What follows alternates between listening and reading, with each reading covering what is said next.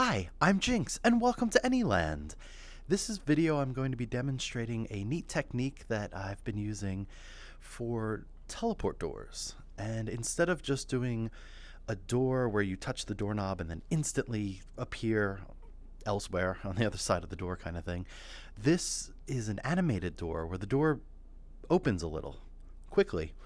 And you get a persistence of vision kind of effect where you see it open and then you arrive, and even though it happens really fast and it's not like opening a full door, it's kind of good enough to act as a teleport door and comes across much better feeling when you're in VR and you're actually here doing it, opening the door. It feels better than just poof instantly teleporting when you touch a doorknob. You actually feel like the animation gives you that better sense of presence that you did open a door and that you're going through. This technique I didn't come up with. Actually, I got it from Fazzy's apartment complex, where every door in the apartment complex that led to any of our apartments, he had animated so that the door actually swung open a little before it teleported you to the area. Of course, teleporting to another area gives you a load screen, like the Steam VR load screen. So you lose that persistence of motion of going through the door and arriving somewhere. But Delco and I have been building House on the Haunted Woods Trails. It's our third annual Halloween experience, haunting event, place experience, for Halloween. Halloween 2019 here, and we've been in the thick of it. And I've always wanted to do a haunted house, right? And Haunted Woods Trails that we've done for the past 2 years is great, and meandering through the woods and through other various interesting locales. But I've always wanted to do the haunted house, classic haunted house. I love them in real life, even though I'm a total scaredy cat. I still enjoy them, enjoy the heck out of them. So with Anyland, if you've ever built a lot of stuff, if you've built rooms upon rooms after rooms, like a house, and you've stuffed them with, nice architecture and furniture and then scripted stuff and lights, and we used to have the part limit, right? And there was a hard 1,500 part limit, and then you couldn't even build something until you moved away from that kind of soft radius. That's been removed for a while now, but you'll notice if you try to keep doing this, if you keep stuffing an area with lots of details and lots of cool stuff and you're not thinking specifically for optimization, your frame rate will tank. It's just that's VR. VR is taxing on our computer systems. It's 2019. You can get an i9 and a 1080 Ti superclocked and do pretty well, but even Anyland will chug if you're cranking too many stuff in one spot. So, solution: make a haunted house, but you want to stuff it with stuff. How do you get around this? We blocked off sections of the house far away from each other. That hence needing the teleport doors. You go through the door, you're instantly teleported to another area of the map. Of course, it's in a black void, nighttime. You won't notice because you're inside all the time. And it's very standard, classic video game design, really. Look at Resident Evil 1. You're in a mansion. You go into another room. None of those rooms were really connected. You could never really persistently walk through the entire mansion. You'd open a door. You'd get a load screen, which actually was an animation of a door opening in a void. And then you were in the next room. On and on like that. You get some hallways, of course.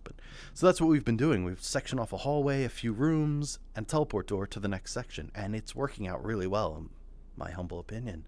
So I just wanted to demonstrate that. So let me go into my point of view, because I'm in this room. Sure, this is what we're calling the living room. This is, I don't know, maybe a third or to the halfway through the house. And I've got an extra light here for the video recording, so it's more visible. And, hey, get some candy corn, decorated for Halloween. Here is an example door. Teleport door, right? So I'll explain, but we're using standardized door frame and door and just changing the colors all the time, so you get used to the same door. So when we have ones like this that actually swing fully open into a room, it helps your brain realize that when you get to a teleport door, it's doing the same thing, even though we're, cheating. So I'm going to touch the doorknob. This door is going to swing open a little, just a little, really fast. You'll get to see a little bit of the rest of this door frame on the inside, but it's going to instantly teleport me to the other side, which is a small room with a couple bookshelves and some red lighting. So here we go. So when you're in VR, that actually feels, pretty smooth. You actually feel like you just teleported a bit. Like, went through the door, teleported, but you don't feel like you were just like, whoosh, instantly teleported somewhere and blinked like magic. It actually feels like, hey, I'm at the door, and there, I've arrived on the other side. I'll just do it one more time to show that. So I'm not sure how the recording's going to show up. And of course, as always, 2D video recordings show up a lot darker than they do here in VR when you get the whole sense of presence. So an example of a door that just opens, same exact door, hinge, frame, just this has wood textures to make it look a little older. Open? Yeah, this one actually opens inward, but whatever. So the door opens, you get a little creaky sound, you come down here or whatever. I'm using the exact same everything, and I just adjust the timers. So like this door opens slowly, that door opens fast and closes like immediately fast.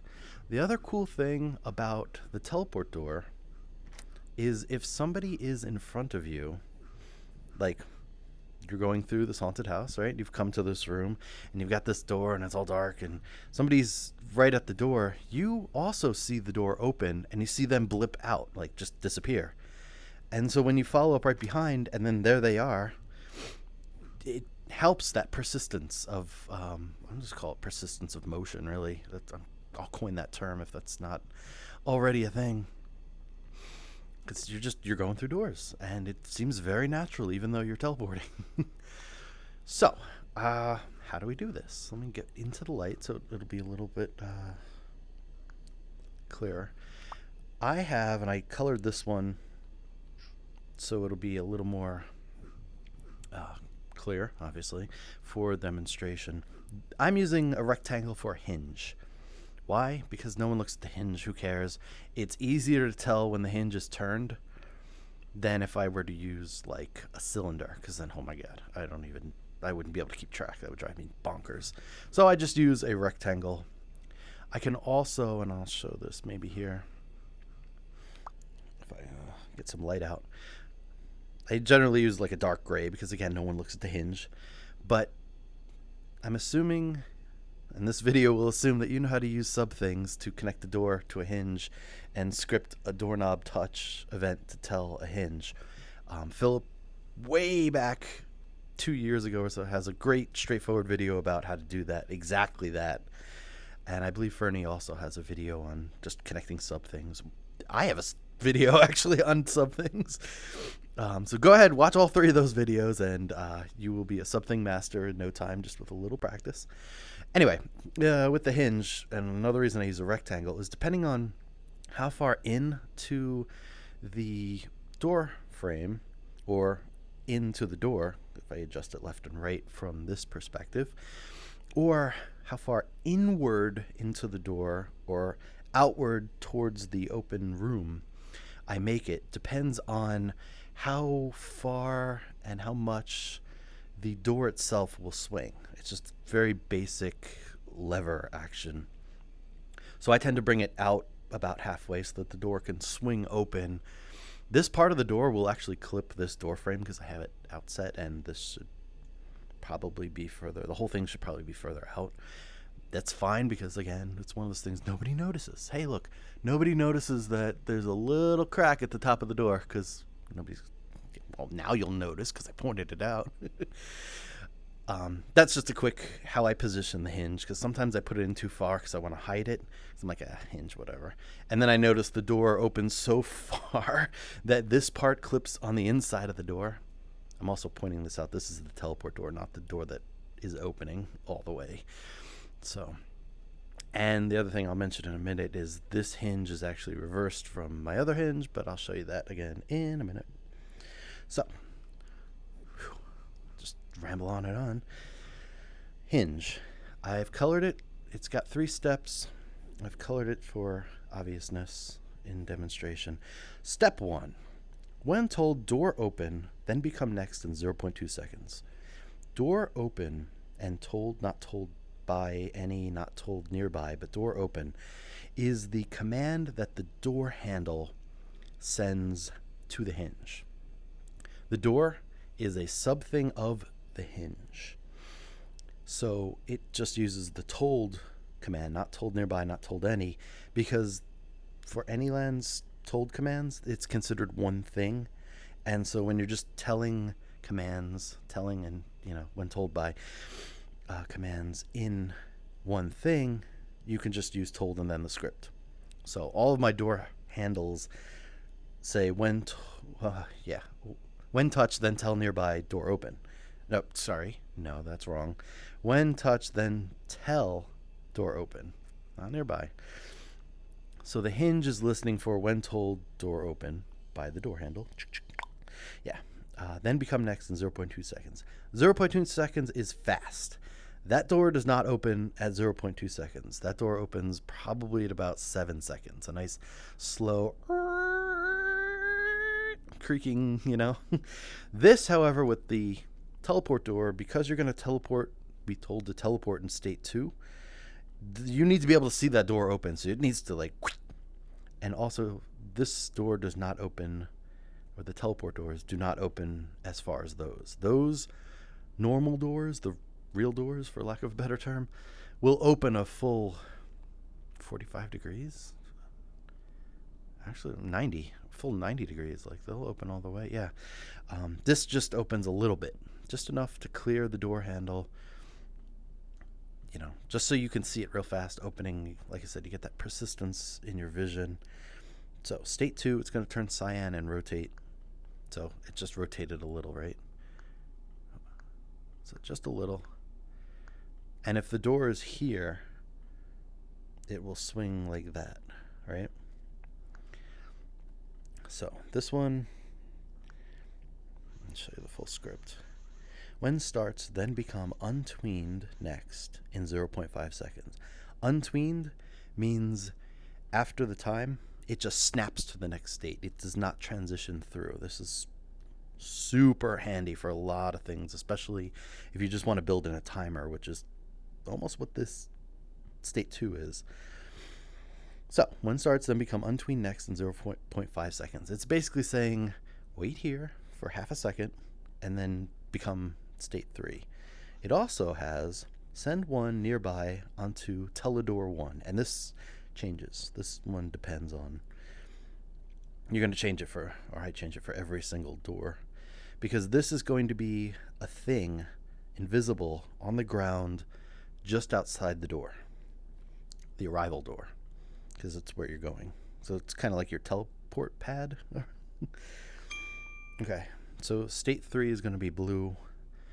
It's actually the same position as 2. It's not moving. So state 1, door's closed. State 2, it opens a little, it waits half a second, teleports you, and then when starts, then become next in 0.2 seconds. It reverses this opening action in the same quick amount of time. So total turnaround time is half a second plus 2 plus 2, 0.9 seconds. It's less than a full second. The door opens, teleports, and closes. So that way, if this is a haunted, house experience, so you have a group of people and they're all coming through, I don't want to delay them from being able to teleport through. I mean, it's going to be almost a second per person, but that's okay. Split up the group a little, adds a little mystery. Boom. So, I mean, it's very straightforward. So, here's the hinge, right? What we do is, here's the door frame. I'm going to just arrange this. I'll arrange it like that. And I'll probably just grab there, the light. So I made the door frame orange so it shows up better. And the background is always black because it's a load screen. You're not really supposed to see what's behind it. When the door opens just a little, you shouldn't actually get a glimpse. Maybe at an extreme angle you might get a little bit of a glimpse, but you shouldn't, and there won't be anything beyond there. I don't put anything as a runner on the bottom like a floor, because as you can already see, the texture of this floor goes right through. So if you open the door and you look down, actually let's do it real quick. All right, looking down at the floor as I open the door, actually I have a black background on that one. I'll make myself a liar. That one I didn't. It just gives you more of that persistence of the doors just opening. Nothing's weird. Nothing's unusual. All right, so I'm just going to grab a door. I have some doors. I'll do a red door. Yeah, great. Wait a minute. This is Christmas? What's going on? It's supposed to be Halloween. I'll just make sure that's lined up right. Doors clipping through the ceiling. All right. I love being able to remotely move things. It's great. Okay. All right. I'm just going to run through this real quick. Include as a sub thing. The door is now a sub thing. As you can see, the line of the hinge. So now I've already scripted it. So now I can hit this. I'm not going anywhere, right? Because I haven't put down the teleport block, the arrival pad. So this is a good example too, because see, you can see just a sliver of the black background. You can see the door opening, right? And you can watch the colors transition now. Great. But we want to make an arrival pad. So I'm going to do that, and I'm going to do lemon lime. That's kind of my color. This needs to be named the same Teled one, or is it Teledor one? I can't remember. Doesn't have to be unwalkable. It should be invisible. I'm not going to do that for this demonstration. And because I put too much detail and stuff, I'm snapping the angles. I'm going to set this on the floor, and I'm going to teleport back into the table. Oh, gruesome eye. Okay. Whew. All right. Now, send one nearby into... Oh, it's Teledor. So I'm just going to... All right. Run through this real fast. When I open this door, I will teleport back to that green square on the floor. Ta-da! I'm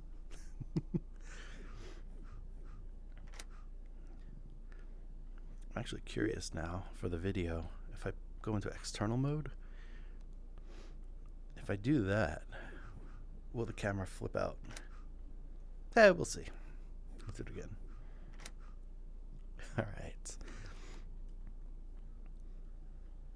So, quick and dirty. So what I'm doing this, right? This green square would actually be right in front of the arrival door. So the one key to this, so people don't get turned around funky, to keep that persistence of motion, the door, both doors need to be in the same direction, right? Because if I had a second door that was on, here, and I teleported through, and then the whole room was, it would just feel weird. But getting that straight motion, that helps that persistence of motion, that presence. I feel like you just went through a door instead of just teleported instantly. So, I think that's a quick overview of that. I even managed to quick show sub things. I'll delete that. I can delete this. I'm going to show invisible mode. That red square is the arrival pad. And you can see, as a trick with the doors, because the doorknob and then the handle and all that, I just put an invisible, in this case, cylinder, which is my touch event. So, like that. And you can see, there's the arrival square. And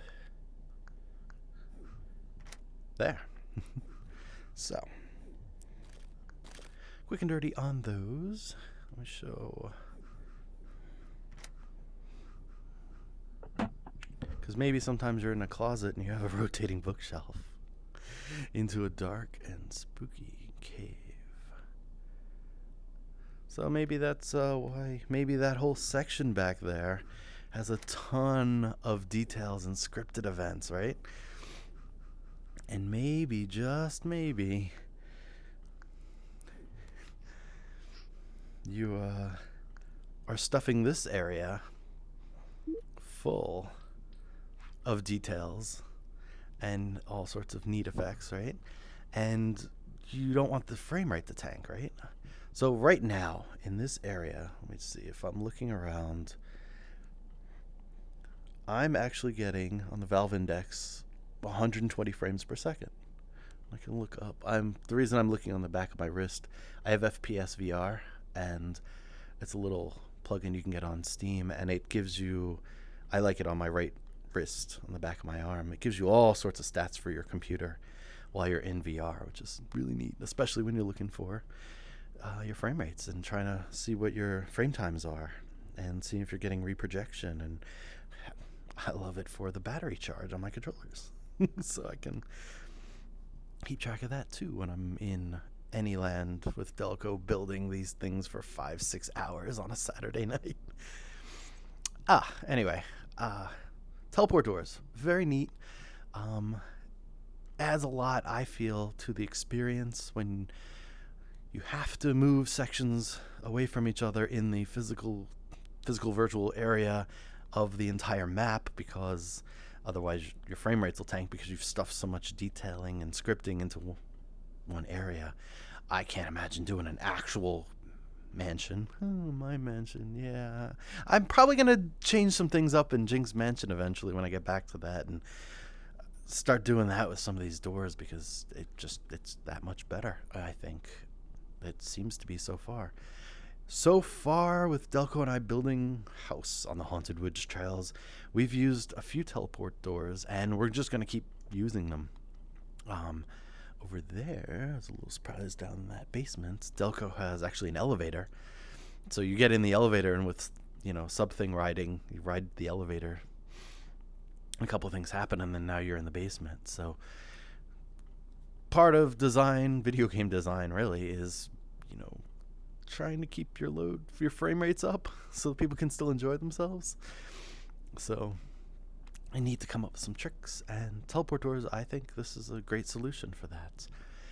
If you have any other really cool tricks for splitting out sections but still keeping a sense of everything being together like that persistence of motion, I'm calling it, let me know. Comment, please, because I think that's really cool, and I'm always interested in that kind of stuff. So yeah, all right, well, hope that is helpful or inspiring to somebody, and that they can use it and kick off some more ideas, and have a great day.